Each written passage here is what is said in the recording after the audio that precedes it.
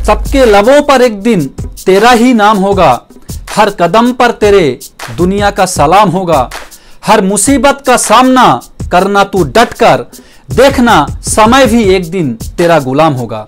दोस्तों, ये तभी मुमकिन है जब व्यक्ति अपने जीवन में किसी कार्य को पूरे समर्पण से करता है और उसे लंबे समय तक करता है, क्योंकि जब वो ऐसा करता है तो उसे उस कार्य में पूरा अनुभव मिलता है और उस अनुभव की वजह से उसे अपनी जिंदगी में एक बड़ी कामयाबी मिलती है, क्योंकि जितनी बड़ी कामयाबी होती है उसके पीछे उतना ही बड़ा एक अनुभव भी होता है। एक बार फैक्ट्री में एक मशीन खराब हो जाती है। फैक्ट्री मालिक उन मशीन को ठीक करने के लिए बड़े बड़े इंजीनियर्स को बुलाता है, लेकिन कोई भी इंजीनियर उस मशीन को ठीक करने में कामयाब नहीं हुआ। आखिरकार लास्ट में मालिक एक लोकल मैकेनिक को बुलाता है।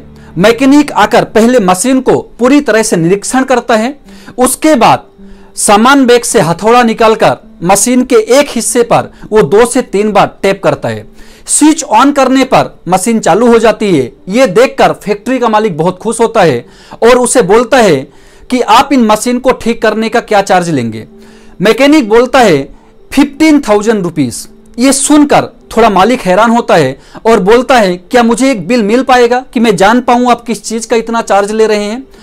मैकेनिक ने मालिक को बिल दिया। उस बिल पर लिखा था कि इसका टेपिंग चार्ज 1,000 रुपीज और ये जानना कि हथौड़ा कहां पर मारना है इसका चार्ज 14,000 रुपीज। दोस्तों, बहुत कमाल की बात है। हथौड़ा मारना तो हर कोई जानता है, लेकिन दुनिया में कुछ ही व्यक्ति ऐसे हैं जो ये जानते हैं कि हथौड़ा कहां पर मारना है। जितना बड़ा अनुभव होता है उसका भुगतान भी उतना ही बड़ा होता है। जीवन में किसी भी खतरे को देखकर डरना नहीं चाहिए, बल्कि डटकर उसका सामना करना चाहिए। आज के समय में सबसे बड़ी समस्या है कि कोई भी व्यक्ति अपने जीवन में संघर्ष नहीं करना चाहता है। कोई भी व्यक्ति अपने जीवन में किसी एक जगह पर लंबे समय तक कार्य नहीं करना चाहता है। सभी को सक्सेस की बहुत जल्दी है। मैं देखा हूं अपने बिजनेस में कई ऐसी दूसरी जगह पर लोग काम चालू करते हैं, जब उस पर संघर्ष आता है तब लोग हिम्मत हार जाते हैं और उस काम को छोड़कर दूसरा काम करना चालू कर देते हैं। वहां पर भी संघर्ष आता है तो दूसरे काम को छोड़कर वो तीसरा काम करना चालू कर देते हैं। ऐसा करते हुए तीसरे से चौथा, चौथे से पांचवा, पांचवे से छठा, ऐसे करते हुए शुरू करते हैं, छोड़ते हैं, शुरू करते हैं, छोड़ते हैं, शुरू करते हैं, छोड़ते हैं, और ये करते हुए अपनी पूरी जिंदगी का समय बर्बाद कर देते हैं और आखिरकार उनके हाथ में दोस्तों कुछ भी नहीं आता है। आज सभी को इमीडिएट सक्सेस चाहिए। सभी को हर समय शॉर्टकट की तलाश रहती है और इसी शॉर्टकट की वजह से इंसान की जिंदगी में एक वक्त ऐसा आता है कि उसके आंखों के सामने अंधेरा छा जाता है, उसके सारे मार्ग बंद हो जाते हैं और वो निर्णय लेने में सक्षम नहीं होता है। यदि शॉर्टकट से कोई कामयाबी मिल ही जाती है तो वो कामयाबी ज्यादा समय तक नहीं रहती है। एक समय के बाद वो कामयाबी नष्ट हो जाती है, क्योंकि कामयाबी को बनाए रखने के लिए भी अनुभव की जरूरत होती है और अनुभव शॉर्टकट से कभी मिलता नहीं है। सक्सेस पाने के लिए लंबे समय तक टिकना पड़ता है, उसमें पूरा समर्पण देना पड़ता है, उसमें पूरी तत्परता के साथ काम करना पड़ता है, तब जाकर कहीं आपको कामयाबी मिलती है। अक्सर मैं बोलता भी हूं, जो टिक गया वो मोती, जो टपक गया वो पानी। दुनिया में किसी कार्य में सफल होने के लिए पूरे समर्पण के साथ, पूरे विश्वास के साथ मेहनत करना पड़ता है, तभी वो व्यक्ति उस कार्य में सफल होता है। मुझे एक बहुत छोटी सी कहानी याद आ रही है, मैं जरूर आपको बताना चाहूंगा। मैं कहानी के माध्यम से समझाने की ज्यादा कोशिश करता हूं, क्योंकि इन चीजों से आप ज्यादा समझ पाते हैं और इन चीजों को आप अपनी जिंदगी से कोरिलेट करेंगे तो दोस्तों बहुत कुछ सीखने को आपको मिल जाएगा। एक गांव में एक संत होते हैं और गांव वालों का मानना है कि संत बहुत चमत्कारी, क्योंकि संत जब नाचते हैं तो गांव में बरसात होती है। जब भी गांव में सूखा पड़ता है, अकाल पड़ता है, सभी गांव वाले मिलकर संत के पास प्रार्थना करते थे और संत नाचते थे और गांव में बारिश होने लगती थी। पहले तो इस बात पर सभी को विश्वास नहीं होता है, लेकिन धीरे धीरे सभी लोगों को विश्वास होना चालू हो जाता है। ये बात बहुत तेजी से चारों दिशाओं में फैल जाती है।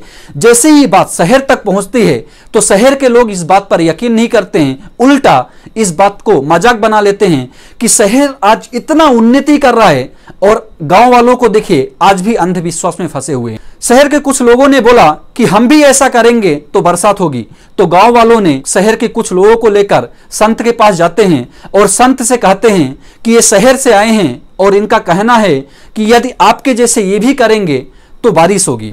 संत बोलते हैं यदि ऐसी बात है तो पहले आप नाचिए, इसके बाद मैं नाचना चालू करूंगा।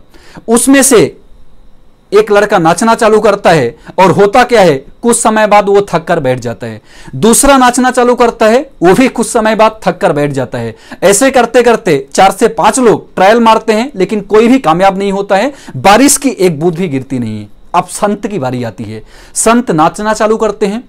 दोस्तों, सुबह से दोपहर हो जाती है लेकिन बारिश की एक बूंद नहीं गिरती है, लेकिन संत नाचते ही चले जा रहे हैं। उनको देखकर बिल्कुल भी नहीं लग रहा है कि उनके अंदर जरा सी भी थकान है। वो पूरी तरह से नृत्य में लीन हो गए हैं, नाचते ही चले जा रहे हैं। शाम होने को आती है, अचानक से बिजली कड़कने लगती है और बरसात होना चालू हो जाती है। सभी देखकर हक्के बक्के रह जाते हैं और संत जी के पास आकर पूछते हैं ये कैसे चमत्कार हुआ। संत ने क्या उत्तर दिया, बहुत ध्यान से सुनिएगा। उन्होंने बोला, पहली बात यह है कि जब मैं नाचता हूं तो यह मानता हूं कि बारिश होगी, और दूसरी बात यह है मैं तब तक नाचता हूं जब तक बारिश नहीं होती है। दोस्तों, जिंदगी में भी सफलता तभी मिलती है जब उस संत की तरह आप भी अपनी जिंदगी में ये 2 बातें याद रखते हैं। जब भी लगे आप मुसीबत में हैं, जब भी लगे मैं थक गया हूं, आप महसूस करना उस सक्सेस को और लीन हो जाना उस संत की तरह जिसके चेहरे पर थकान का अंश भी नहीं था। मैं आपको एक बात जरूर बोलूंगा कि किसी भी सफल इंसान की आज की जिंदगी को देखकर प्रेरित मत होइए। आप उसके पास्ट को देखिए, आप देखेंगे सभी कामयाब इंसान में एक बात कॉमन है। हर कामयाब इंसान ने एक ही जगह पर बहुत कठिन परिश्रम किया है, बहुत कठिन संघर्ष किया है।